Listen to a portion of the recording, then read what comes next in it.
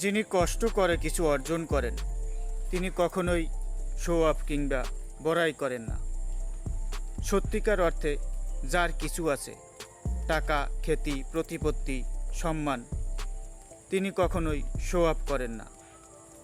যার অর্জন, যার কিছু দূষণ আছে, তাদের মধ্যে দেখবেন এই আমাকে চিনিস, এই অঙ্গভঙ্গি, কথাবার্তা, ক্ষমতা, একটা কেমন জানি মার কাট ভাব।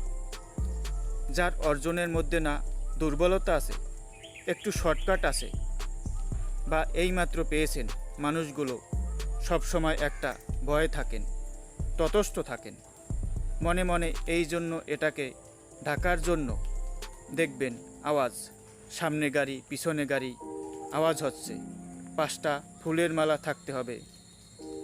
সত্যিকার অর্থে সত্যিকারের মানুষ যারা মাটির কাছাকাছি থাকেন, যাদের অর্জন সলিড, যার জ্ঞান একদম গভীর, যার অর্থের সৎ, সে মানুষগুলো কখনোই আচরণে কখনো এমন কোনো ধরনের সিগন্যাল দিবে না যা মনে হয় একই যত অর্জনই থাকুক না কেন, জীবনে একটা জিনিস প্র্যাকটিস করবেন সবসময় হাম্বল, সবার ডেসক্রিপশন সেম।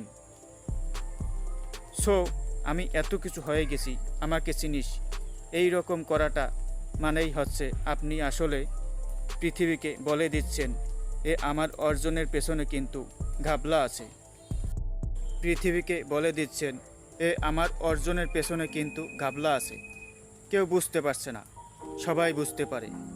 অর্জন, প্রতিপত্তি, সম্মান, টাকা, এগুলো নিয়ে এত বড়াই করার কিচ্ছু নেই। আজকে আছে, কালকে নেই। যার সত্যিকার আছে সে কখনো বলে না।